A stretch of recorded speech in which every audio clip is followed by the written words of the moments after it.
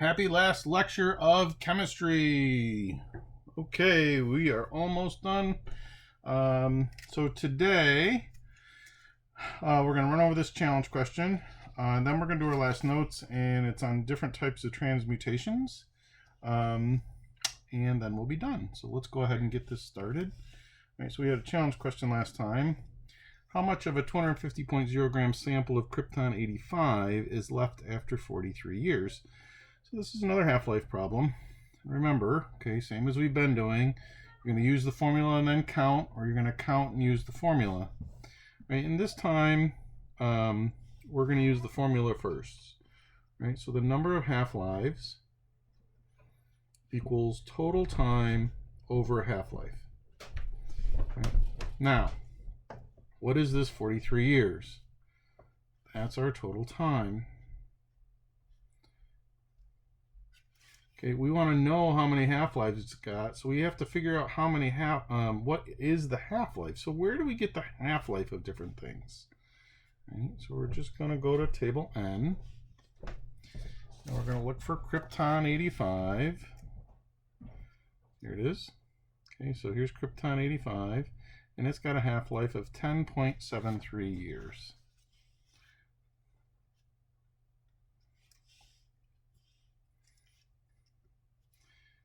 So when we do that math, it's going to go through about 4 half-lives.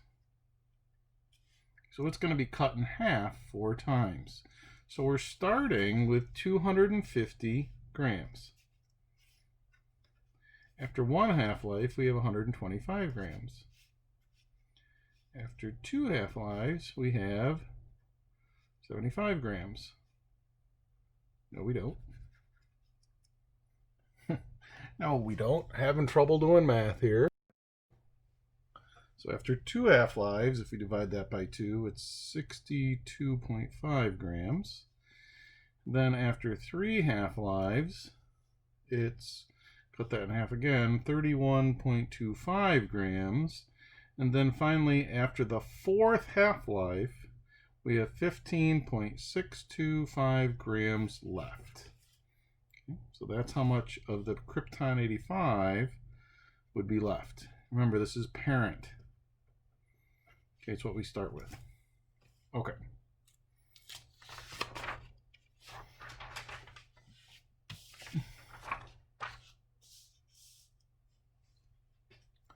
So let's get into types of transmutations.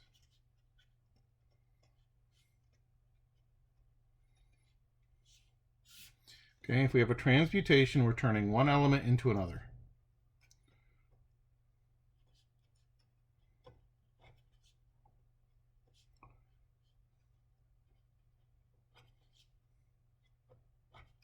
Okay, so if we have a transmutation, we're turning one element into a different element. We're changing the number of protons.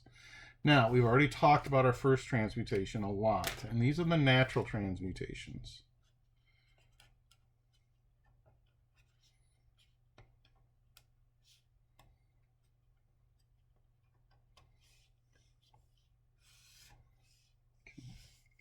These are the ones that are spontaneous.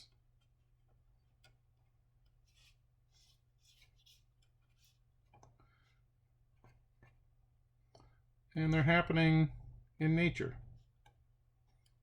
Okay. These are the ones that we've talked about. So these are the alpha decay,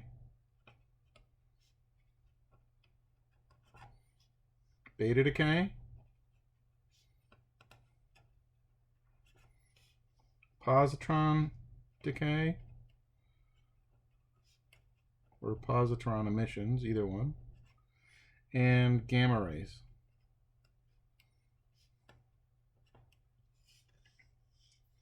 So all these different types of radioactive decay are natural transmutations.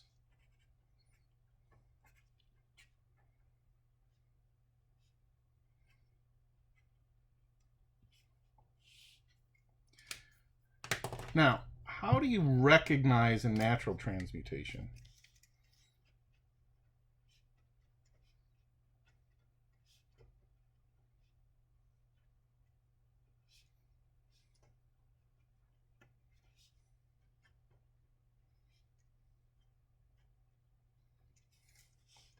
Well, there's two things we're going to look for. One, first of all, you have to change one element into a different element.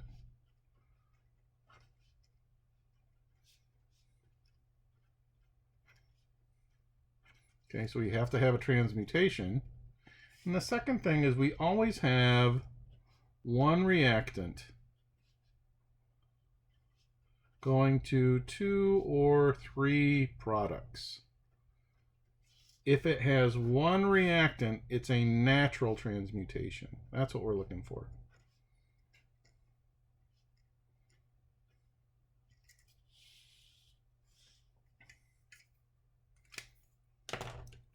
So for example,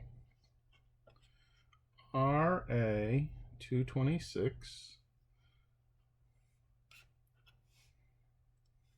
goes to Rn222.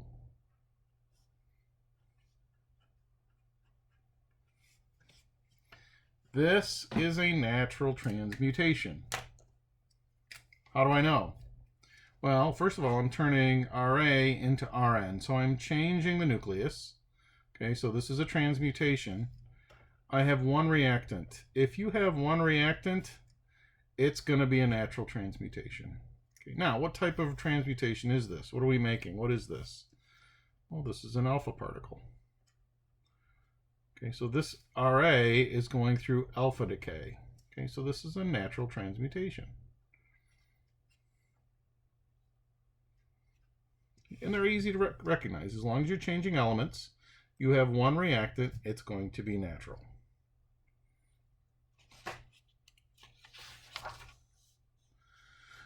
All right.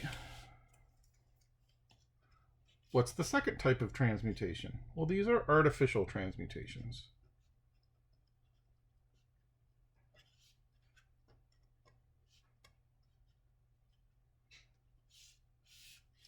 Artificial transmutations. So, in an artificial transmutation, we're still, let's do this. Okay, to recognize an artificial, we're still turning one element into another.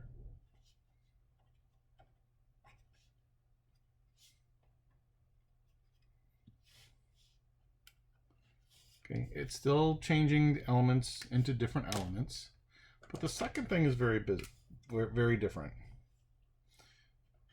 We, as in scientists, bombard a nucleus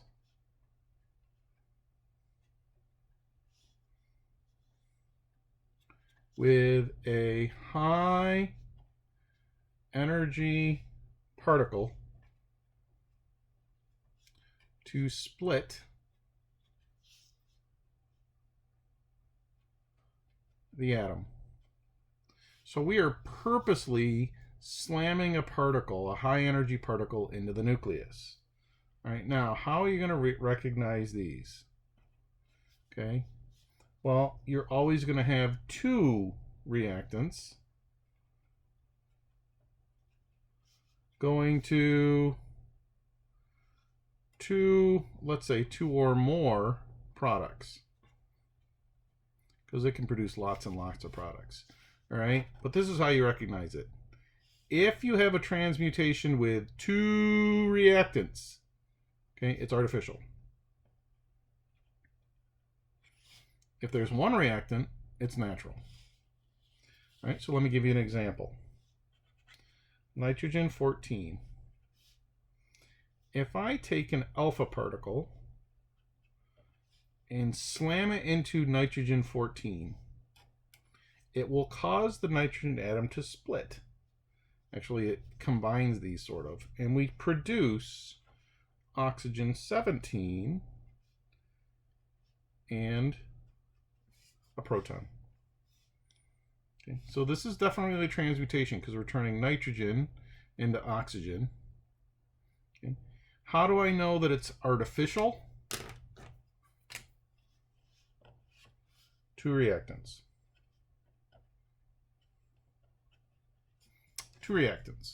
Okay, if I have two reactants, it's going to be an artificial transmutation. Now,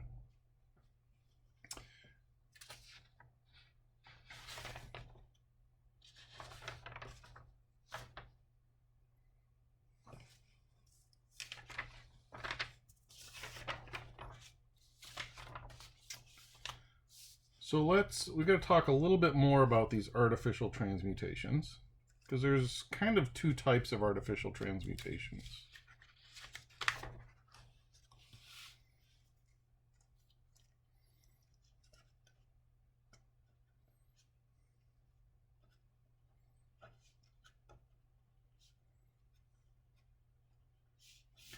Okay, so in an artificial transmutation, we have a target nucleus. Okay, so let's say this is a nucleus that we're trying to split up.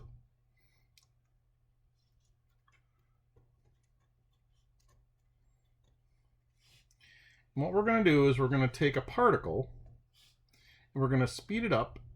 Okay, we're going to speed it up and we're going to slam it into this nucleus. Okay, that's what an artificial transmutation is.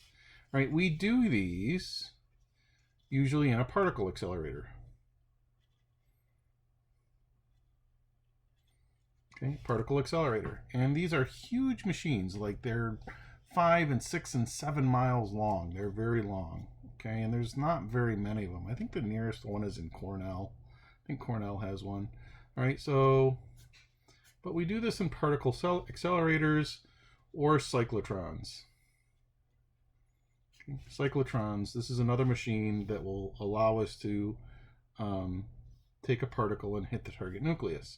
Now, there are some problems. Okay, so let's talk about the collision of a charged particle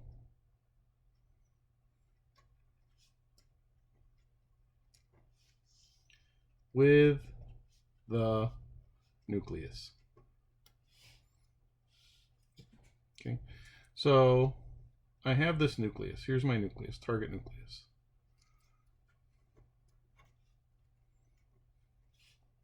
Now remember, what kind of charge does the nucleus have? It's positive.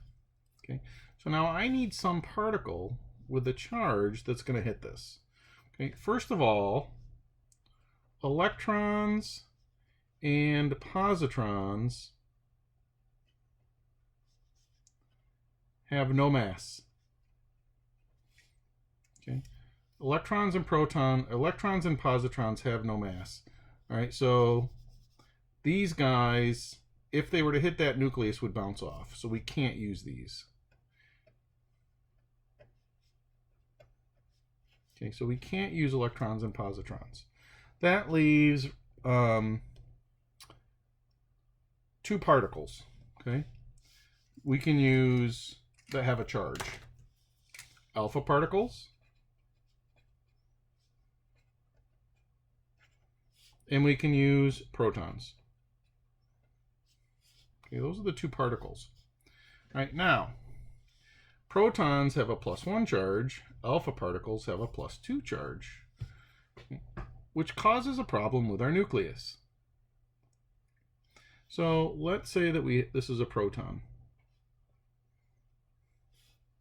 And here it comes. Okay, it's got a positive charge. This has a positive charge. Here comes my proton.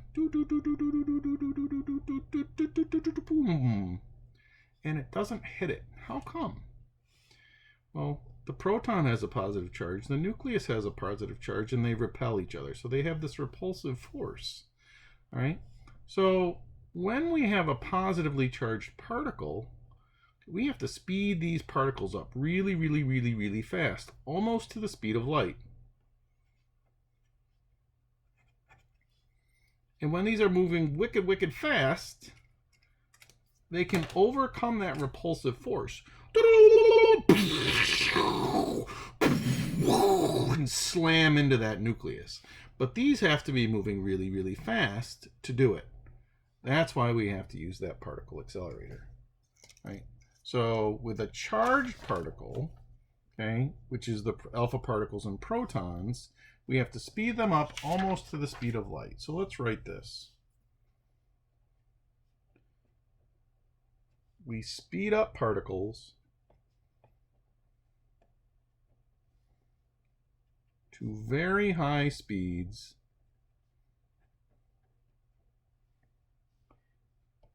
and slam them into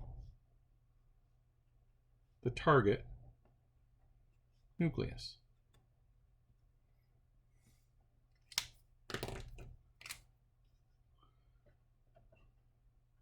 Particles must have enough kinetic energy to overcome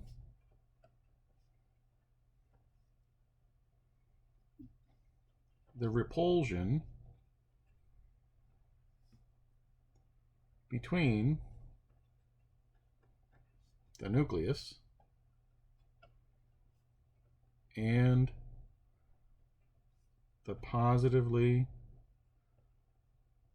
charged particle. Because if it doesn't have enough kinetic energy, what will it do? Well, okay, it'll be deflected away from it. All right, so this is with a positively or a charged particle.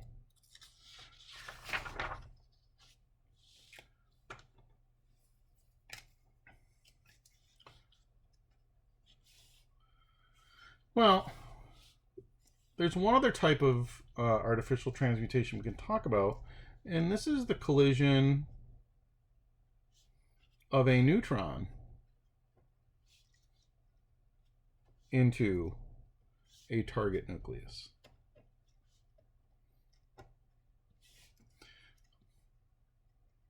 All right, so here's my target nucleus. It's got a positive charge. This time I have a neutron. Okay, it's neutral. It's got zero charge. So as this neutron comes over here, it isn't going to be deflected by that positive charge because this doesn't have a charge. All right. So I do not have to speed this up to this. I don't have to speed it up to the speed of light again. Okay. So this doesn't have to be sped up.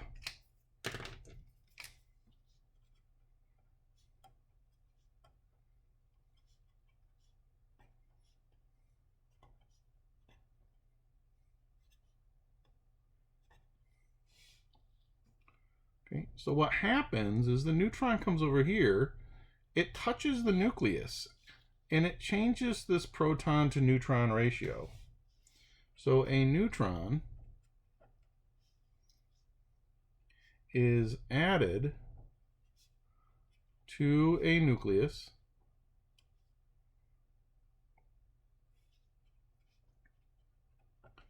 it changes the proton to neutron ratio.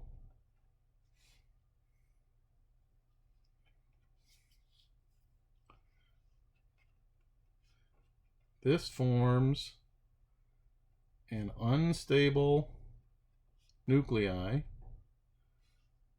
which quickly splits or decays.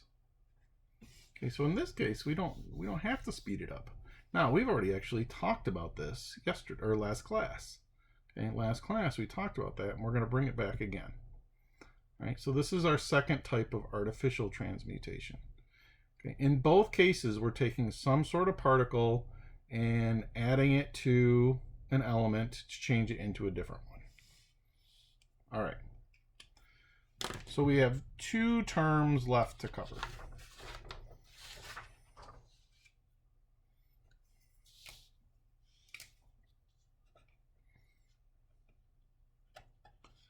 Okay, fission. Fission. Fission is the splitting of a heavy nuclei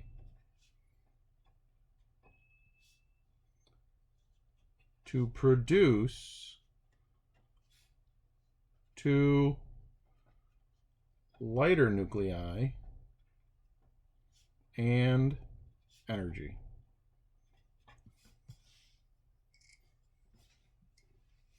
So fission is the splitting of a heavy nuclei to produce two lighter nuclei and energy. Where does this energy come from? Well, it comes from the same place in every single nuclear equation. A small, amount of mass is converted to energy. A small amount of mass is converted to energy. Okay. Now, fission reactions.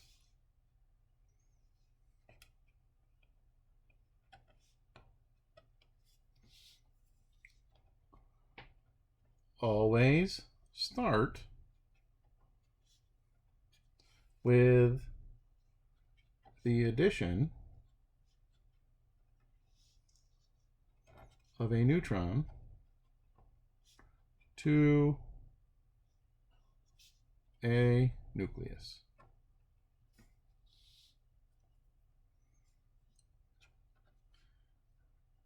When that happens, it immediately splits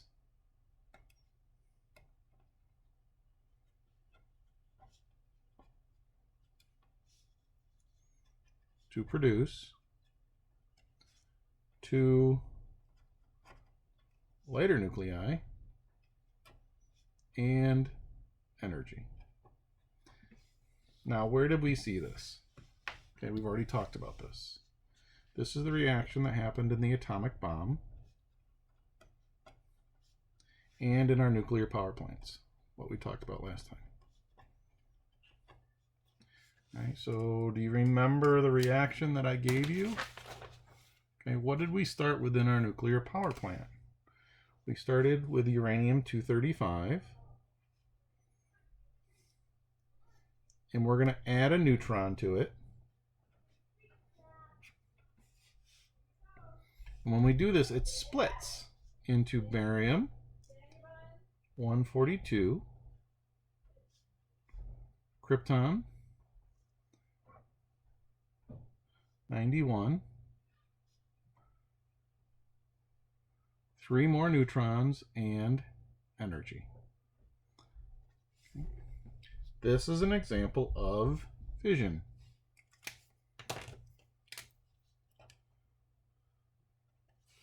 We're starting with a heavy nuclei.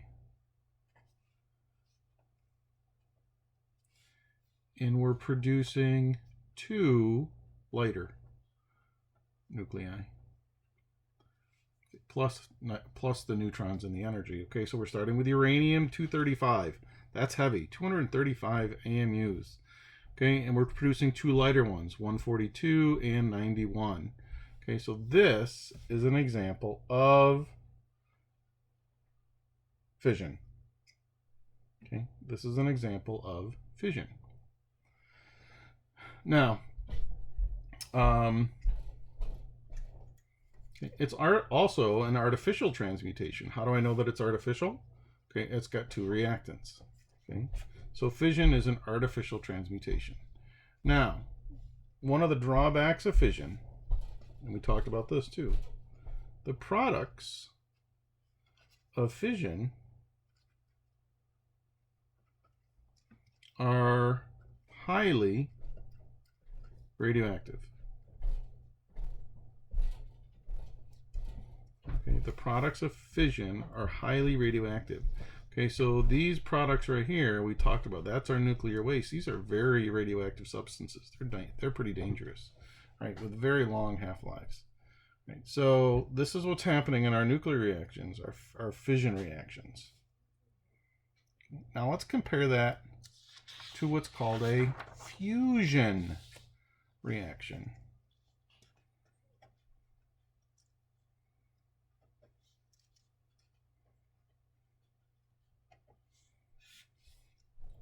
Okay, what do you see in fusion? To fuse. If you fuse something, what do? Okay, we put 2 things together to form something bigger. All right, so fusion is the exact opposite. This is combining of lighter nuclei to form heavier nuclei and energy. I'm going to ask you again, where does this energy come from? A small amount of mass is converted to energy. Okay. Small amount of mass is converted to energy. Now, for a fusion reaction to happen, we must have extremely high temperatures and pressures to force the nuclei to come together.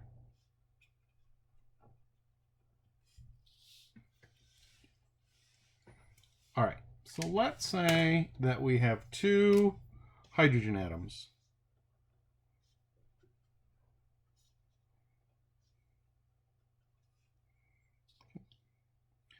Remember, this has a positive charge and this has a positive charge. They repel each other. All right, so if we want to put these together, okay, if we want to put them together to form 2,2-He and energy, we have to force these together. We got to force them. And to do that, we have to speed them. Okay, we increase the temperature, which speeds them up. And we increase pressure, which forces the particles closer together. So you have to have high temperatures and high pressures. Okay, so this is an example, okay, of fusion, taking two lighter ones and producing a heavier one.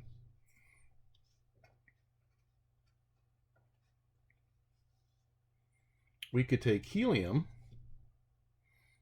okay, we could fuse it with hydrogen,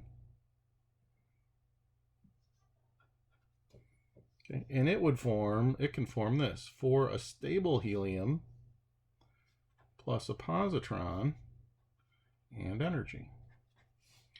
So we're taking two lighter ones, mass of 3, mass of 1, producing one with a mass of 4. Two lighter, one heavier. Two lighter and one heavier. Now, where do we see fusion reactions happening in nature?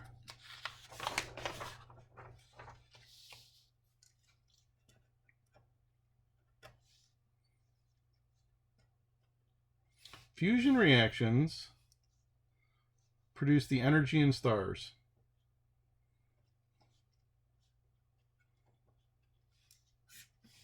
Okay, fusion reactions are what's happening on stars in our sun. Okay, so on the inside of our sun. Okay, now remember, the sun is huge, right? And it's extremely hot, so it has high temperatures. And on the inside of that star, there are very high pressures. And a star is made up mostly of hydrogen. A star is made up of mostly of hydrogen.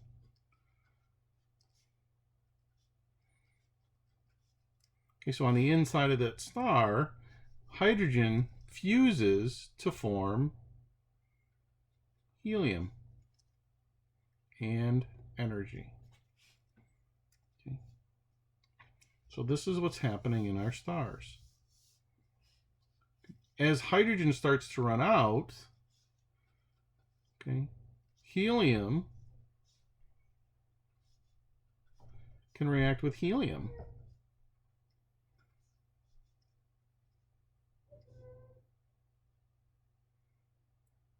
And that would be, what do we got here? What am I blanking out? Beryllium and energy. Okay, so we're forming a heavier, two lighter and one heavier. Okay, so this would be a fusion reaction happening on the sun. All right. Now, the last thing I want to talk about.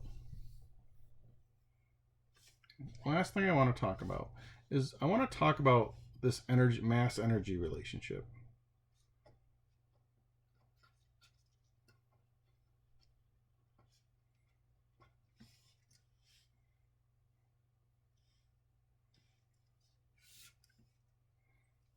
And you've heard of this relationship before. E equals mc squared, Einstein's equation.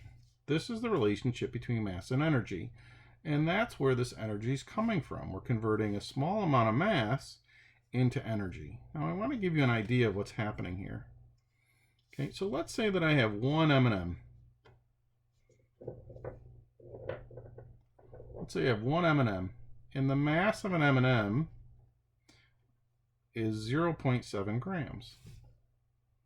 How much energy, if I was able to convert all of this mass to energy, how much energy would I get from one M&M? All right, well, this is mass. This is the speed of light. Okay, so let's go ahead and put it in here. E equals 0.7 grams times the speed of light, 3.0 times 10 to the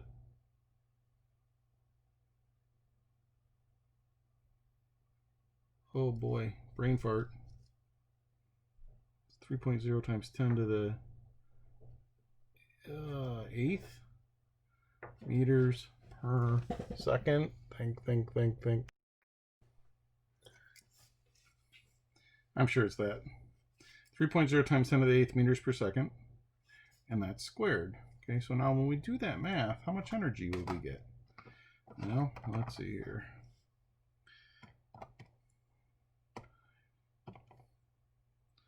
We square it, multiply by 0.7, and we get 6.3 times 10 to the 16th joules.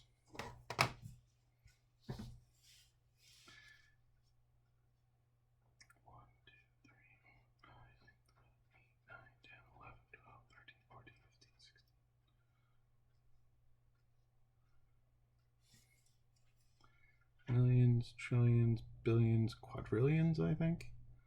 All right. Holy smokes. If I can convert one M&M, this is how much energy I would get. Now, we have no way of doing this on Earth. All right. We have no way of doing this. Okay. But if we were able to, that's how much energy we'd get out of an M&M. Right. But that's what's happening in these reactions. A tiny bit of mass is being converted to energy. Okay, so let's say that we have this much mass. E equals mc squared. Let's say that we're converting 1, 2, 3, 4, 5, 6, 7 grams. Is that a lot? No, it's an extremely small amount. How much energy would I get from that? Well,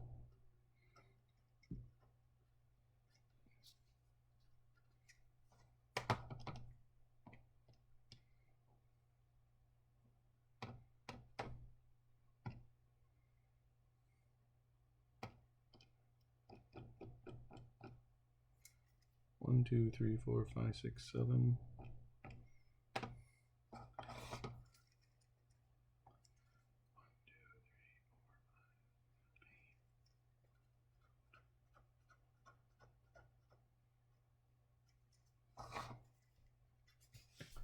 I'd still get that much energy. Okay, that's why we can get so much energy out of these nuclear reactions. Right, so I just wanted to kind of go over that with you, just so you kind of get an idea of what I mean when we take a tiny bit of mass, convert it to energy, and we get this huge amount of energy. All right.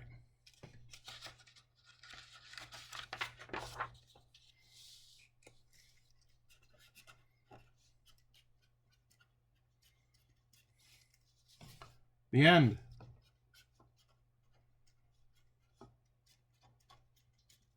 Thank you for everything that you guys have done. All right. All right. So those are the notes. Okay. So we're going to take a unit test on Friday, and the unit test is going to cover redox and it's going to cover nuclear. Okay. It's going to be in the same format as we've been dealing with. It's a Google form. It'll be multiple choice, just like we've been doing. Okay. And it will be at 9 a.m. on Friday. Okay. Don't oversleep. All right. I will have instructions for the test before the test. All right.